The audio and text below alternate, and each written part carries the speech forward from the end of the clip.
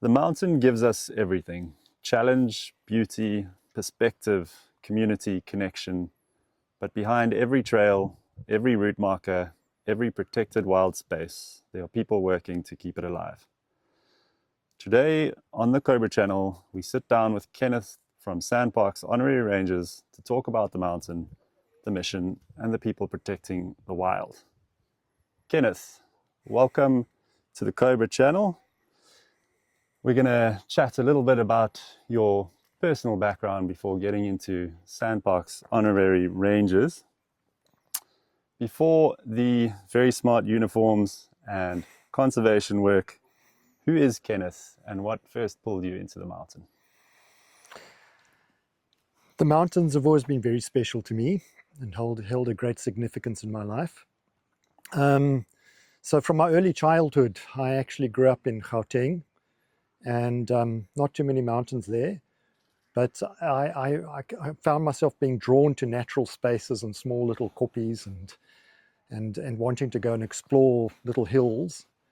That then, I guess, a little bit later on in my life during high school, I managed with the school to go on a trek in the Drakensberg, and that really started fulfilling the, That was the moment for you. My desire to, big mountains make sense. And I had some huge attraction to big mountains. And I can remember being on that and saying, I have to repeat this, and I have to repeat this many times.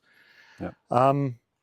I guess at that stage, I was also drawn to Cape Town for various reasons, and knew that Cape Town was going to be where I wanted to make home. And also had a very big attraction to Table Mountain. Some of my people in my family, grandparents and great-grandparents had been founder members of the mountain club in Cape Town. And so there was always this attraction to Cape Town and particularly to Table Mountain. Do you have any clear memories on Table Mountain where you said to yourself, this place really matters to me? I mean, I'm sure you have many. Are there any that stand out?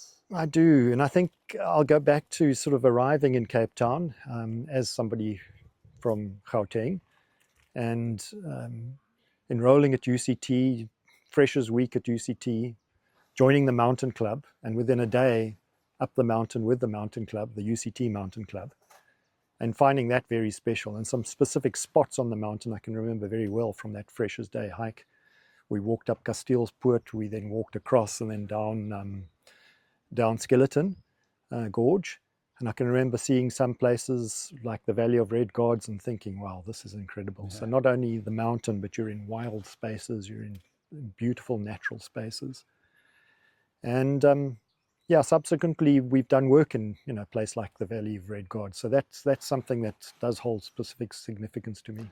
And so incredible that it's so close to the busy city, but once you're up there, you feel, completely not alone. You're there with community sometimes. Sometimes you're there by yourself, but you feel like you've escaped the rush. That's it. I think, I've come back to the wild spaces aspect of it, wild, natural, where ecosystems are still largely intact as well. Right. And you mentioned that you spent a lot of your time in the busy sort of corporate world. What led you to SANSPark's Honorary Rangers now? When did you get started? So I can actually remember, again, in my childhood, seeing an Honorary Ranger on duty in Kruger National Park and thinking, wow, this is special. I think even the name Honorary Rangers, I thought, wow, this is incredibly special to become an Honorary Ranger. And then one does get caught up in life. And my particular background was I actually studied zoology at UCT, so I always had this hankering to get involved with natural systems and ecosystems, but life led me then into the corporate world. And so it was only when I exited the corporate world and started finding some sort of balance in life that I started looking at the possibility of joining the Honorary Rangers. At that stage, I still thought I would be an Honorary Ranger and have to go and work in Kruger. Mm-hmm. And then I very quickly found out that there were Honorary Rangers in Cape Town, and actually I could have joined the Honorary Rangers a lot earlier in life. I think more and more people are becoming aware of the SANSPark's Honorary Rangers. I think that you guys getting involved with these events and helping out the way that you do helps to bring light to it. Obviously, social media helps get exposure as well. You know, I see you guys doing awesome stuff all the time. I think people often hear SANSParks and Honorary Rangers and assume they're exactly the same thing. What is the key difference, if you can explain that? Yes, so SANSParks is the governmental organisation sitting within the Department of Forestry, Fisheries and Environment, one of the entities under the department, so official government organisation, entrusted in looking after the 21 national parks across the country. SANSParks Honorary Rangers are totally separate organisations, so we're a not-for-profit public benefit organisation, so totally separate. And also a big organisation. So SANSParks Honorary Rangers is, and we're officially known as SANSParks Honorary Rangers. We're a big organisation with around about 3,000 members, with a very strong governance structure. Wow. As I say, public benefit, not-for-profit organisation. So we are totally separate, but also quite tightly integrated. So the SANSParks Honorary Rangers are the official volunteer and fundraising organisation for SANSParks. There are a lot of organizations, voluntary organizations, that do work in the various national parks, but the SANSParks Honorary Rangers are as the official volunteer and fundraising organization, are tied to SANSParks. We have various agreements in place which give us access to, you know, sort of information, and really we become part of the SANSParks ecosystem. Yeah. But we are separate, and that separateness actually gives us a lot of strength as an organization. Amazing. 3,000 members. How long has that taken to build up? So the organization, the Honorary Rangers as an organization, is over 60. I think it's 62 years old now. Initially was really only operating in Kruger, but for a number of years now, 40 years, 30 years, been operating in other national parks. And as we speak, you know, their Honorary Rangers operating in all 21 national parks. Sure. Tell us a bit about what these 3,000 members get up to: trail support, conservation, fundraising, search and rescue. You do everything, alien clearing. It is a broad range, and you've mentioned many of those. So I think, you know, trail running community will be very familiar with the paths and the work that we do with SANSParks in protecting and reconstructing those paths when necessary. We're in the silver mine environment at the moment, and silver mine was badly affected by a fire this time last year, a little bit earlier. And Race knows a lot about that. Yes, and that fire, obviously the silver mine was closed for that fire, and needed a lot of work. The paths, the Must be boardwalks. incredible being up there when it's closed, you know, after a fire, and starting to see all those little green shoots coming through. Yes. Silver mine has recovered beautifully. Yeah. And we're seeing a bit of that today. The bird life is lovely. Things have recovered. Any big misconceptions that people have about conservation work in places like Table Mountain? I think the misconceptions are probably largely drawn by the fact that Table Mountain National Park is quite a unique national park, being a national park in a city, or the parks in the city, or the cities in the park, whichever way one looks at it. So that the challenges of being in an urban environment do bring quite unique challenges to this national park.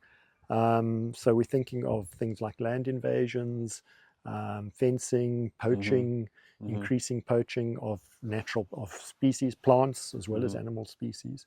So some of the misconceptions come from the fact that Table Mountain National Park is quite a different national park to manage. And then fire is another one. There are misconceptions around fire. I think fire is part of the natural system. It's important. Fynbos needs to burn, but obviously you can't have fires that get out of control and affect the urban environment. So they often SANSParks comes under quite a lot of flack when there are fires, and that's largely due to sort of misconception of the importance of fire, and then things like prescribed burns, the necessity to have actually prescribed burns. And then maybe the understanding that once there has been a burn, that can lead to erosion, and that's why the trails are being closed and events are being cancelled or rescheduled. That's a good point. Yeah, that's a good point. So, yeah. I think another one that you highlighted there was you don't have to go to the Kruger to be an honorary ranger. Yes. If someone is watching this and they want to help out, what are the different levels of getting involved? What can they do? So to be an honorary ranger is actually very easy. All we require of people the main requirement is 50 hours of duty per year to continue to qualify, or to firstly qualify and then to secondly retain that membership each year. So there is this requirement to do duty. What are the various duties? I mean, trail conservation and... Yes, so it is that wide range. Sort of members. We tend to find members have their passion. So a lot of our members in Table Mountain, particularly, in Table Mountain particularly, we have a lot of botanists or aspiring botanists. Yeah. So they'll get involved in more flora-related work. Cool. Yeah, we do have a lot of people that are very handy, get involved in infrastructure. They're working on the infrastructure, the homesteads. Again, I'll give you an example. In this valley here, the Silver Mine Homestead is a particularly beautiful homestead just down the road. We spent months and months restoring that homestead to its previous beauty. Nice. And we have a lot of people in our organization that are very handy. We have plumbers, electricians, builders who give of their time, are able to procure and get equipment. So projects come along and people put their hands up. And so projects, we increasingly get involved in a lot of projects. So it's not only the day-to-day working on paths, but major projects. Yeah, I suppose it's many that 3,000 people can tackle 50 hours at a time. Yes. Yeah. So it's quite a formidable force when you put it that way. Sure. In Table Mountain, just to clarify, in Table Mountain we're about 250 members. So that 3,000 is across the country. Table Mountain, we 250 members, but that's still quite a formidable group of people. So by the sounds of it, I mean, anyone can volunteer. There'll be a job for them. It just depends on their capabilities and their passions and that's absolutely right. That's absolutely right. So I think there's a misconception that the Honorary Rangers are all retired, but that's a misconception that's changing quite fast.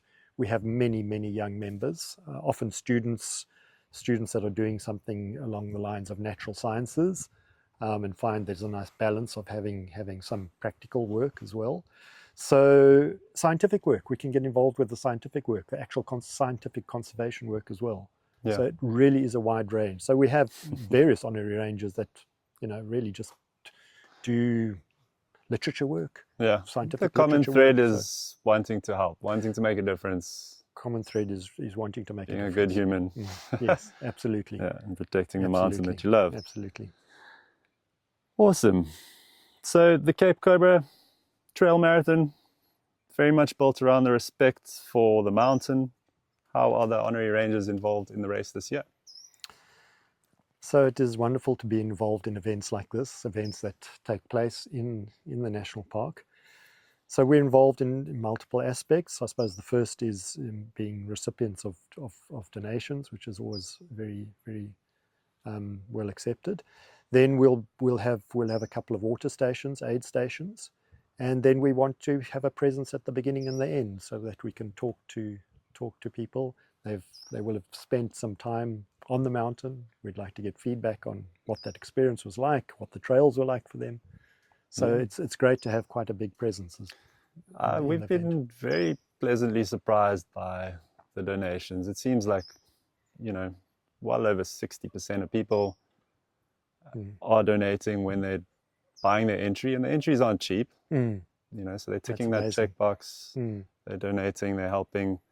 We do the recce runs and the monthly meetups, and people are donating. So it's been really nice to see that from our that's amazing. community. So I think people are beginning to realize that this environment does require protection.